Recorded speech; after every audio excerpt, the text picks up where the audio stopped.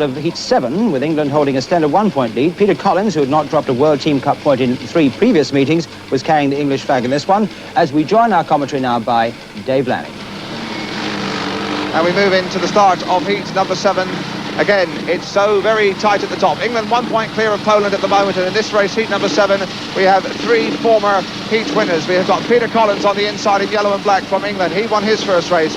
Bernie Persson from Sweden is next to him in the white-coloured helmet. He won it first time out as well. Jan Werner from Czechoslovakia is in grid 3, and another first-time winner, Edward Jankarts, on the outside in red from Poland. So Heat number 7 really absolutely poised on a knife edge. It's a subtle line. Here comes the start.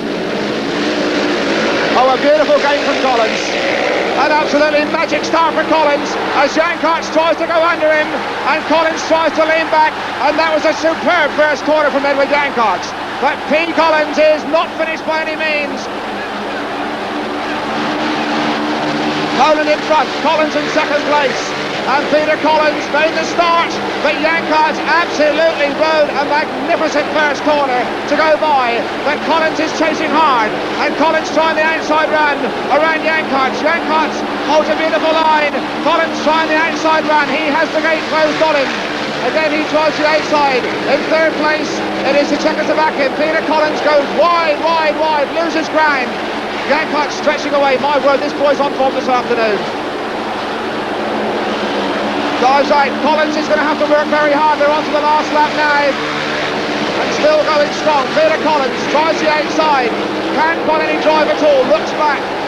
And the Polish crowd leaping, jumping, hopping about. So very, very delighted. Edward Jankarts really has ridden quite beautifully.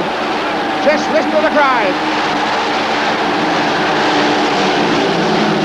Well, that means the poles have pulled level. A superb win, it must be said, for Jankarts over Peter Collins. There he is, Edward Jankarts, absolutely magnificent, and the kettle really on the boil now. Here we have Malcolm Simmons coming into line for Heat 8, the England skipper. The poles have pulled level, it's 14 apiece now, so an awful lot depending on Malcolm to find his old touch. He was a pretty disappointing third first time out, and this time he faces a Polish race winner in Jerzy Rembas. So looking across the line for Heat number 8, it's on the inside Tommy Nilsson from Sweden. Next to him it's Simmons in the yellow and black helmet colour. Then we have the pole, Jerzy Rembas, a tremendously impressive winner first time out. And on the outside is Alice Drimmel from Czechoslovakia. It should develop into a straight fight between Simmons and Rembas, and the tapes are being nudged and they're away this time. And it's the pole, Rembas leads it. Simmons is in second place, and the poles are going wild. A tremendous start from Jerzy Rembas, and the poles really mean business this afternoon. Dribble goes round the outside of Malcolm Simmons, but all the practice, all the hard work the poles have put into this 1977 World Final as Simmons jumps about a foot in the air coming out of that second corner. All the hard work beginning to pay off for the poles. Simmons is looking around for the Czechoslovakian dribble. But this is Heat number 8, and it looks like the poles are going to go into the lead for the first time.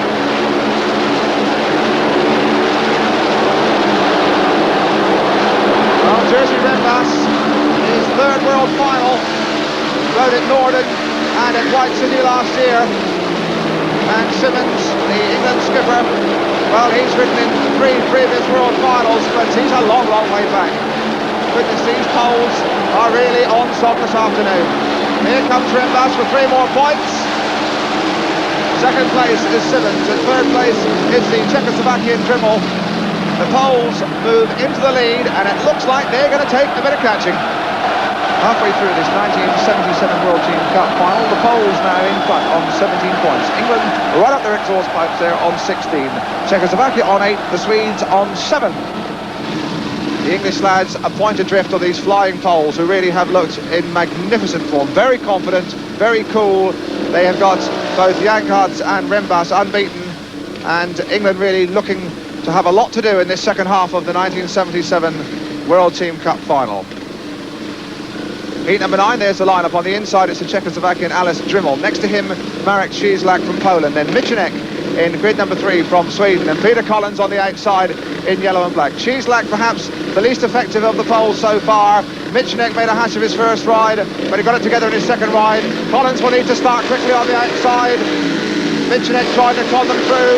They're away this time, and it is Collins and Cieslak, and it is the Czechoslovakian, and Cieslak got a frightful knock on that first corner, and it is Trimmel for Czechoslovakia. Collins in second place, Michnik is third, the poles at the back, and that really was a hair-raising first corner as Collins tries the outside run on Alice Trimmel, and this is a surprise. Well, there it is, it's Alice Trimmel. We saw him in the long track final in Denmark. He did nothing so far, only 1 point, but it is so difficult to come from the back here in Wroclaw, and he is showing it just why as he leads Collins and Michnik, and Peter Collins is working himself really through on the inside, and that was a tremendous corner from Collins. Oh yes, yes, yes. Collins just saw a gap there and drove through it and made a hole for himself, and now roars away, and this is good news for England. So Collins leads it. In second place it is Trimmel, and the pole, Cieslak at the back, you can see there, right in the back of the field, is making a brave effort to get around Michnik. Cieslak tries the outside run, you can see there, Collins a long way in front. Is Cieslak going to get up? Not quite. So a most important win for Peter Collins from England and Bellevue. Second place, Trimmel. Third place was Michnik, and Cieslak getting the bird from a back crowd at Olympic Stadium, Wroclaw.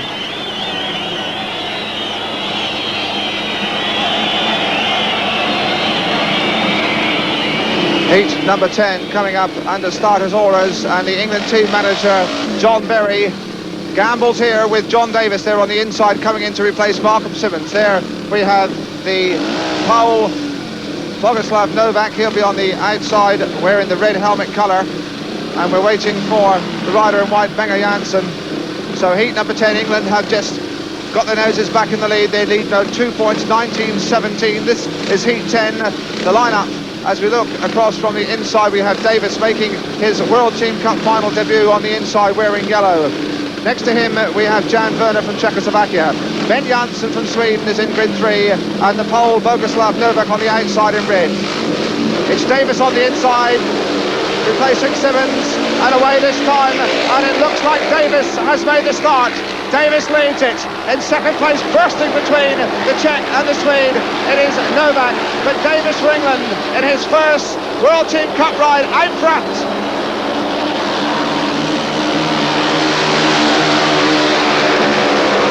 John Davis, and it looks like England's gamble may wait Carroll. So Novak does a frightful wheelie on the first corner there, keeps control magnificently.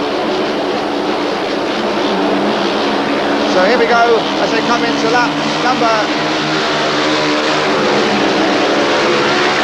And a big hole down there on that first corner. Davis though is really keeping that throttle wide open. They're on lap 3 now. They've stretched out a bit. It is England, then Poland, then Czechoslovakia, and the Swedes very disappointing, a long way back.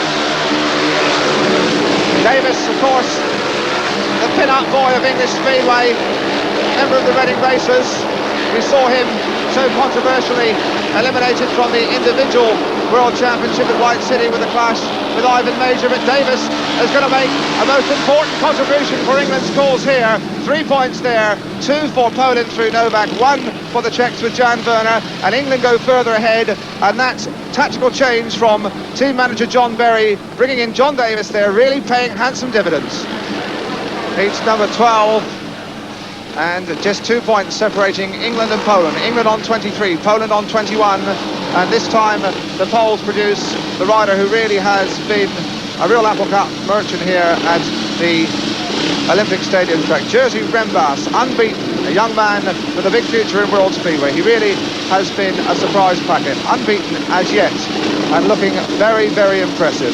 He has Michael Lee from England, young Mike Lee, 18. So heat 12 coming up into line. Lee on the inside, Vaclav Werner, Persson, Rembas, still so very, very much to prove here at this flat granite 387-metre Wroclaw circuit. Lee comes into line. Can he hold the flying Jerzy Rembas? Let's see in heat number 12. Well, it's Michael Lee who got the start. Lee has got the start, and Rembas is at the back.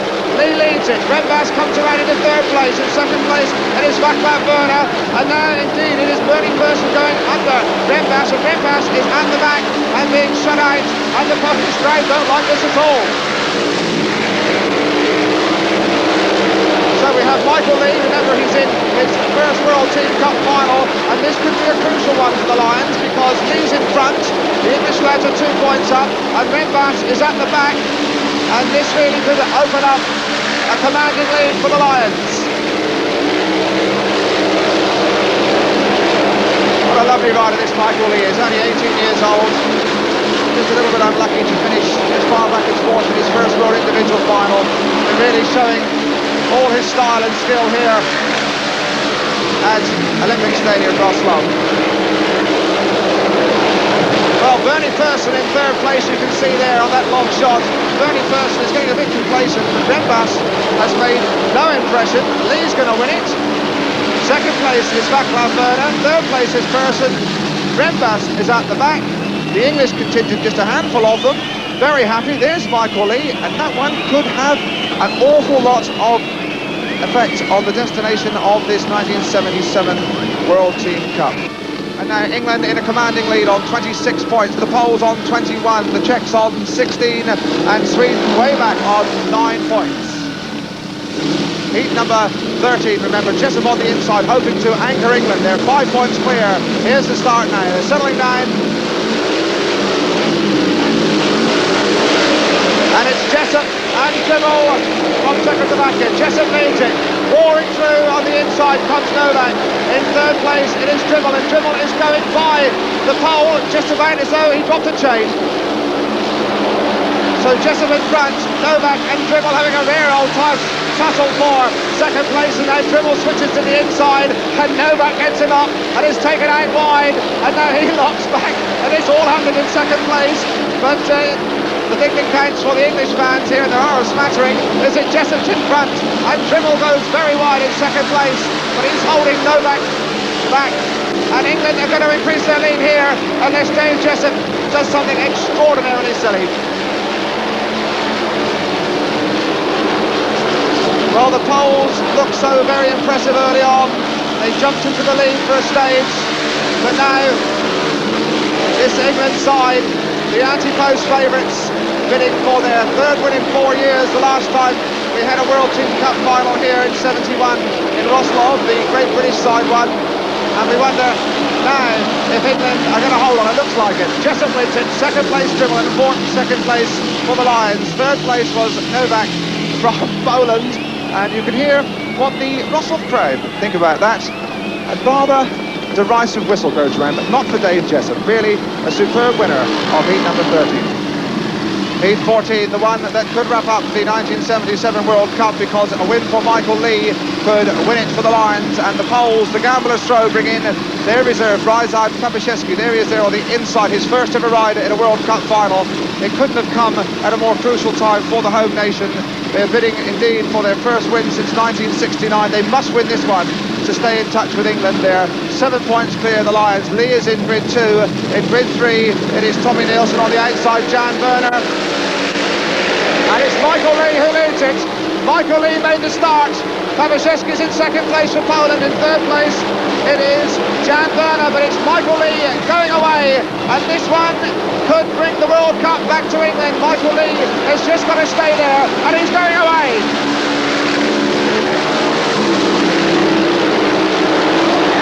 What a sight to gladden every English heart here at Olympic Stadium, as into second place goes Jan Werner. Jan Werner comes around the outside there. He goes into second place. Michael Lee goes on unconcerned up front.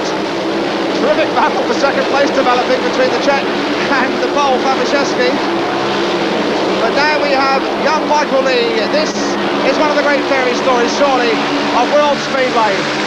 This young man, in only his third full season of senior Speedway, here he is anchoring England to really a memorable and famous World Cup win on foreign soil. Michael Lee coming around the last corner. Once again, Britannia rule the tracks. Michael Lee wins it. In second place, it was the Czech Werner. In third place, it was the Pole Klabaszewski. The gamblers, bold throw, bringing in their reserve, didn't really pay off. There's Lee, and England once again atop World Speedway. Yes, as Dave says, they certainly are. In heats 15 and 16, England consolidated their winning lead so superbly that they eclipsed the Poles by 12 points. Third and only 2 points behind the home team were Czechoslovakia, with the Swedes a long way back, taking the wooden spoon.